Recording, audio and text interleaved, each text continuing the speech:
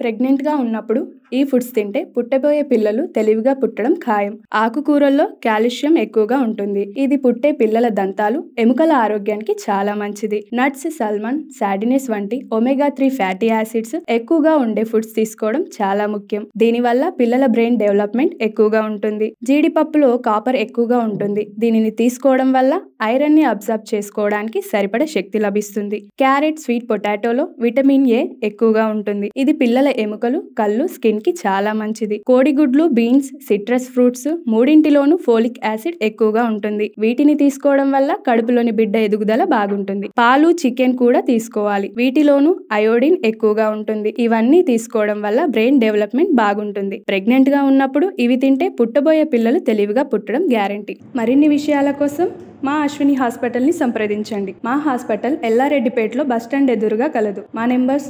9550588377, 9100093338.